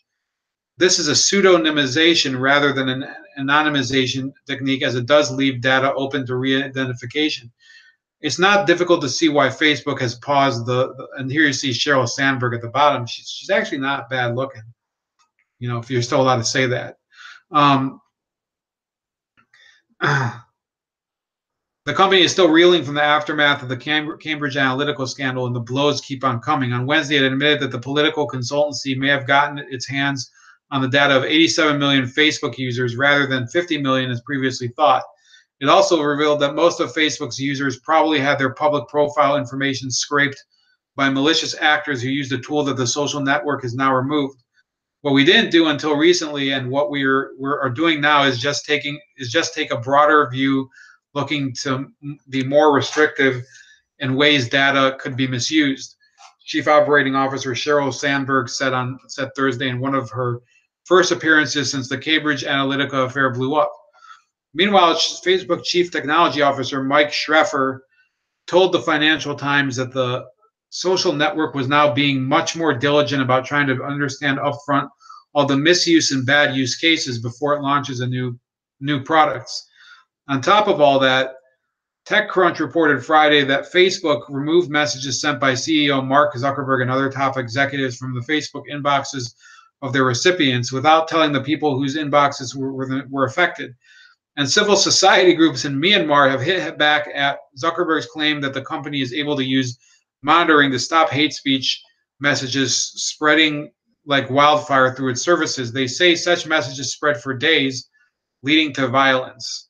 I don't know what the fuck Myanmar has to do with any of this.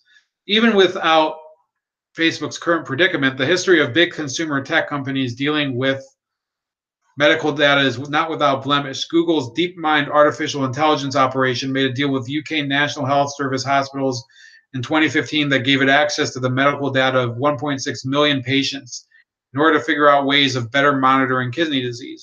The British privacy regulator last year found this agreement was illegal because patients wouldn't have expected this information to be shared and used in this way. So, look, I think everybody's in agreement that we want technology to help benefit people, and I would say also the environment. But I don't think Facebook gives a crap about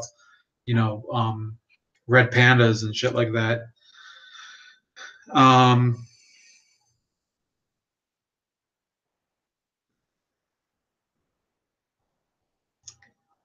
What's going on here? Zucky Kerberger, have you seen your safety nudes yet? Have you sent your safety nudes yet? Mark Anthony says, I heard Grindr sold HIV stats of their users to some third party. LOL, buyer beware, avoid those apps. Yeah, I don't think, I would hope most of my viewers do not use Grindr.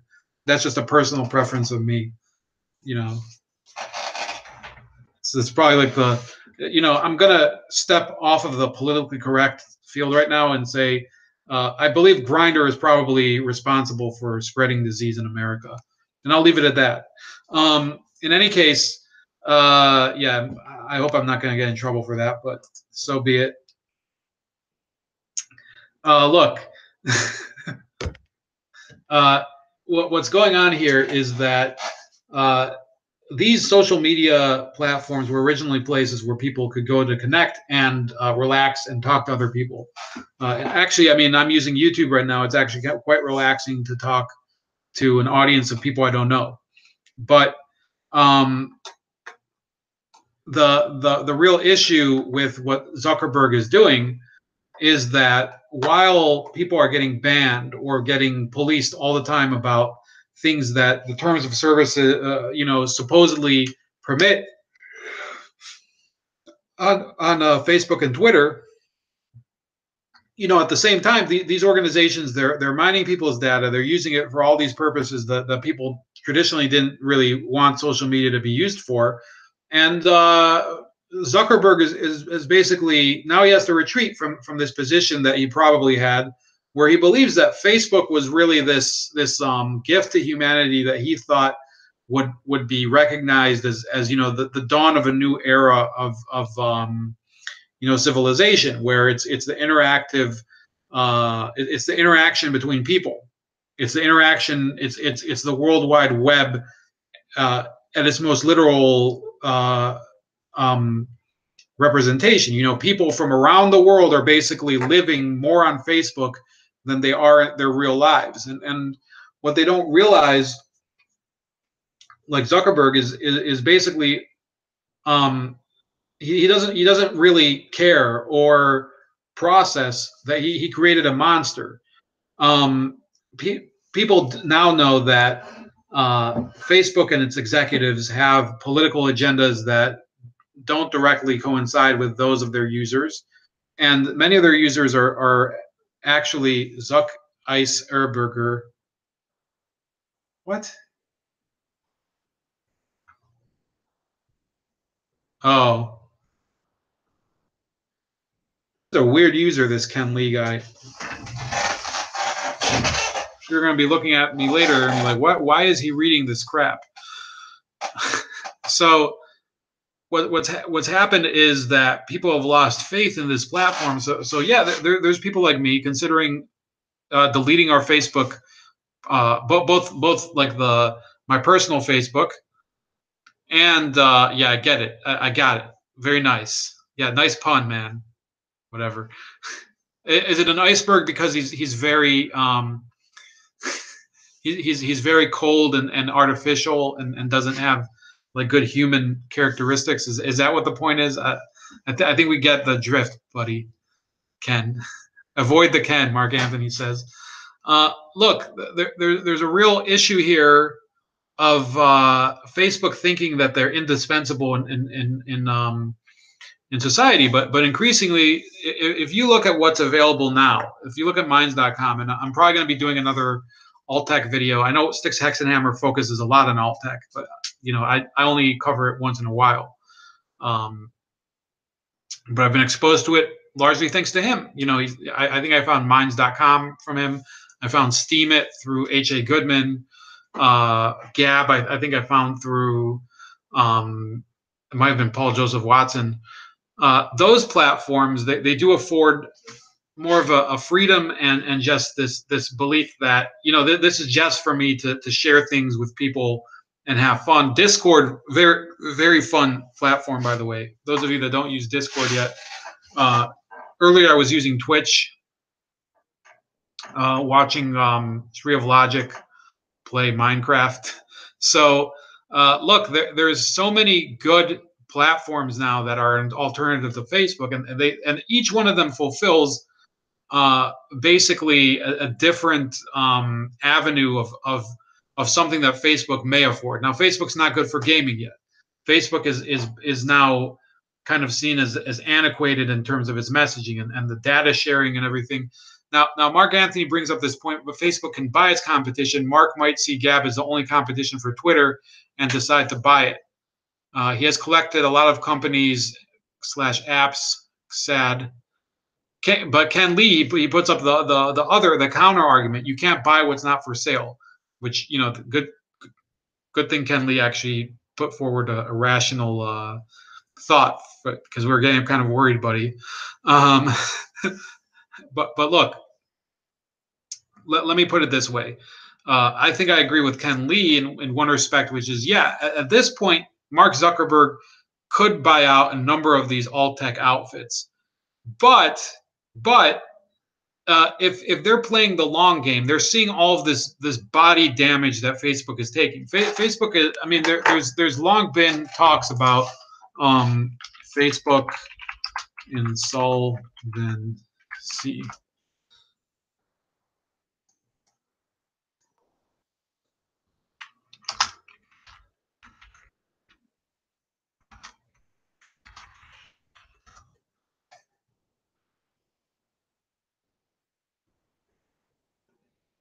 So, I mean, this was from 2016. Okay, so this was before the current slump.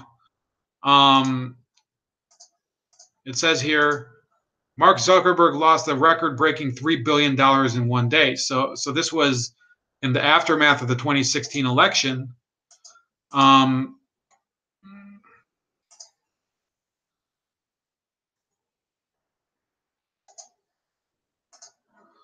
So this was back in 2016, and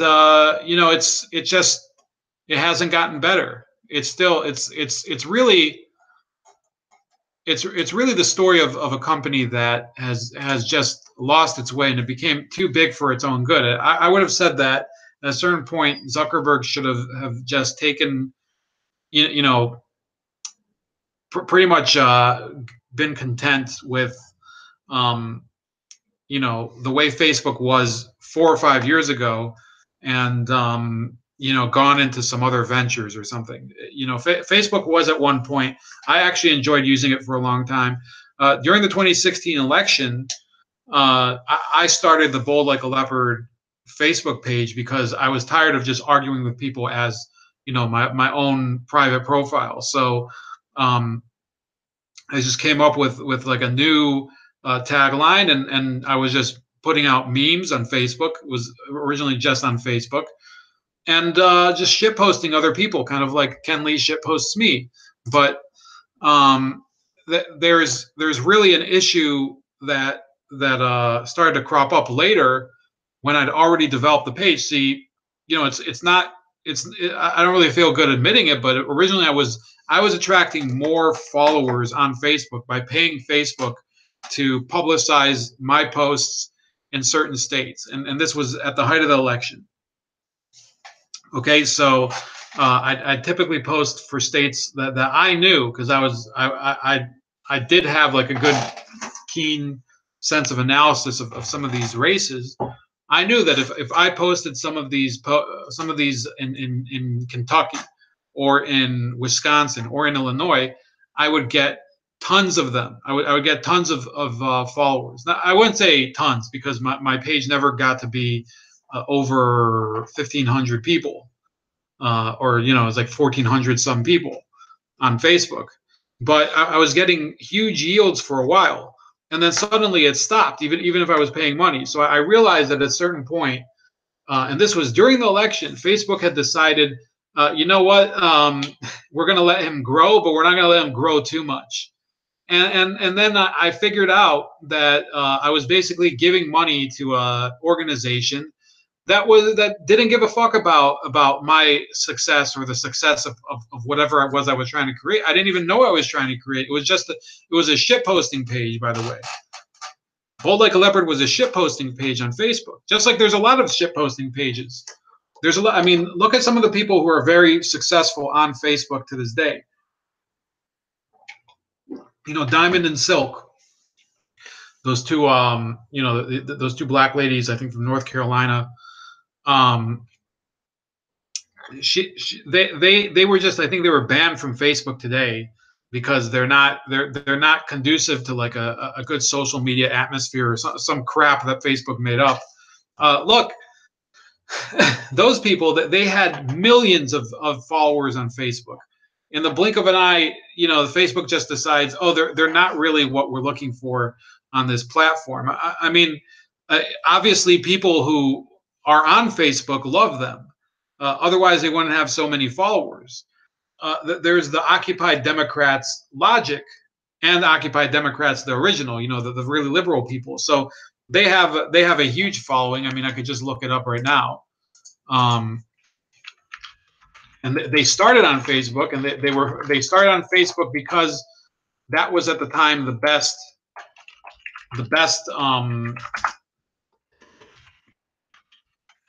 platform for anybody. And they developed into this. Okay, here we go. So they have Occupy Democrats has 7.3 million followers on Facebook, and they're verified. Occupy Democrats Logic, which is a right-wing parody of theirs, has 650,000 followers on Facebook. So these organizations, and many of these, I don't believe that Occupy Democrats Logic has a lot of bots, but the original Occupy Democrats probably does. And basically what's developed is this sort of culture where people think that their Facebook follower status really meant something, but it increasingly doesn't mean as much. And as Facebook starts to crumble from within, it's going to mean less and less, because yes, you might have 650,000 people who are still listed as liking your group or your page, but a lot of those accounts are going to start being inactive. There's going to be less and less people engaged. There's already markedly less public engagement with Facebook.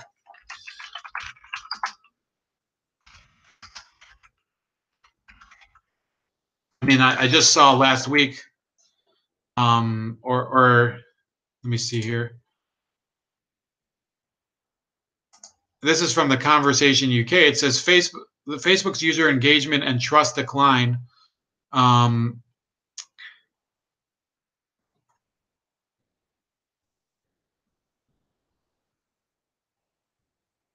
It says 88% of Americans aged between 18 and 29 have a Facebook account, far more than Instagram's 59% or Twitter's 36%. It also beats Snapchat and Wicker.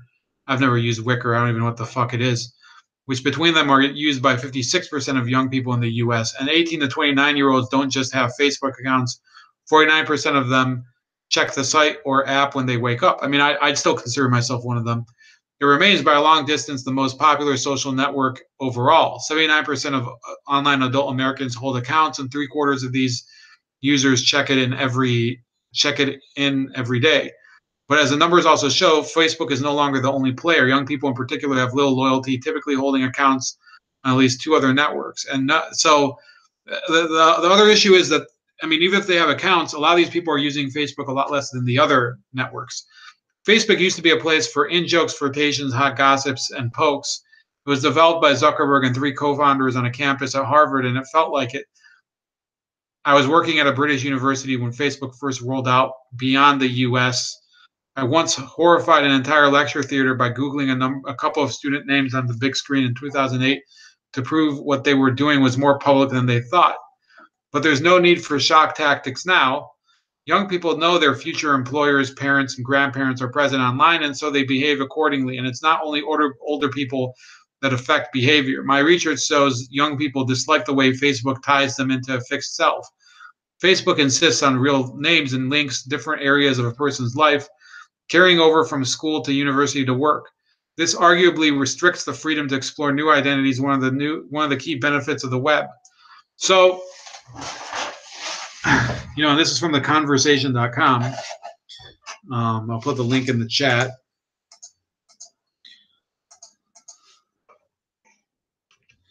But, people hate these platforms. I mean, Ken Lee says, or no, it's Mark Anthony says, I'm trying to quit Twitter, joined after Trump won, horrible decision. Well, look, the issue with Twitter, I'd say I have the same experience. I think Twitter is a horrible venue, and there's only a few people I think that really enjoy using it. There's a lot of people who enjoy interacting, but they don't like interacting on Twitter. And one of the reasons is because there's so many bans, and it's just become, just a free speech, minefield.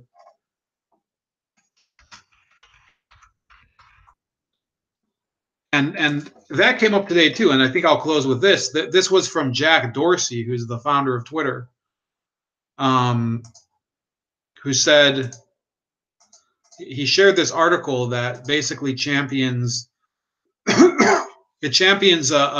cultural civil war. This is Jack Dorsey, between conservatives and liberals, and he believes that the liberals will win out. So Twitter CEO Jack Dorsey aroused controversy after labeling a Medium article great that claimed there's no bipartisan way forward in the United States and that the country is engaged in a fundamental conflict between two worldviews that must be resolved in short order. Dorsey shared the Medium article on his personal Twitter account Thursday night with accompanying claim that it was a great read. Author and media consultant Peter Layden and political commentator Roy Teixeira argued in the article titled "The Great Lesson of California and America's New Civil War" that America is already in the midst of a second major domestic conflict of sorts, and the way out is for the rest of the country to imitate California. In this current period of American politics, at this juncture in our history, there's no way that a bipartisan path provides the way forward, they wrote. The way forward is on the path California blazed about 15 years ago. Essentially, the authors called for a complete marginalization of the Republican Party and its voters, since they only care about rule by and for billionaires at the expense of working people and not average citizens. California, despite its mass wealth inequality, growing lack of social cohesion, poverty, and soaring housing costs, provides a model for America as a whole, according to Layden. and Teixeira. Interestingly enough, they claim that the state's economy is booming, although arguably not for long. They also oddly claim that the state is running on surpluses without acknowledging its debt crisis. The public is happy with its political leaders, they noted. However, California Governor Jerry Brown, a Democrat, has a 44% approval rating. The article also does not acknowledge that the state has seen tens of thousands of residents leave annually for the last few years. Layden and Teixeira are somewhat correct that America faces a dialectic of two political cultures already at odds through different political ideologies and philosophies. Yet they do not call for Democrats to try to understand their political adversaries. Instead, they proposed Americans take the Republican Party down for a generation or two in order to save the country.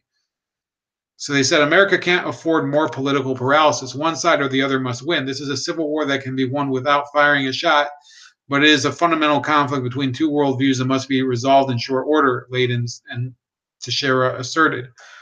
Dorsey's tweet comes in the midst of growing concerns about his website's treatment of conservatives. Over the last few years, Twitter has banned a number of right-wing accounts that it says violate the site's terms of service. Critics say the site is selective in who it punishes and engages in so-called shadow banning, which effectively makes a user's post invisible to others without officially taking the account down. Twitter has denied these allegations. Dorsey's tweet brings up a more fundamental question. If he agrees that the country is in the state of crisis that Layden and Teixeira believe, does he feel an obligation to use all tools at his disposal to help the Democrats, quote, win this alleged second civil war? Is Twitter, a social media site with considerable influence over the media's day-to-day narrative, a vehicle for Dorsey to help accomplish this goal? If the country is in as dire of a position as the Medium article claimed, how can Dorsey not feel an obligation to help steer the country away from collapse? Dorsey did not respond to the Daily Caller News Foundation's request for comment via Twitter after he disputed DCNF reporter Peter J. Hassan's tweet that he loves Layden's piece. Yeah, he said, when he says, by great, he doesn't mean he loves it. So, look, I think that it's all coming together. And there's many people who say, you're exaggerating, and, Twitter can be, these, first of all, they'll say, oh, you're so butthurt, because Facebook and Twitter, they don't like you conservatives, or in my case, an independent. I'm kind of conservative, but, I'm more focused on the economic aspect of conservatism than the moralism. So, I believe in more free market economics. That's where really my main, my main focus is. So you see these people, and they'll say, well, I mean, if you're so hurt by it, why don't you just leave Twitter? Why don't you just leave Facebook? Well, people are getting forced off of them. And there are new media companies. GAB is steadily growing, steadily growing. Minds.com is also growing at a very fast clip.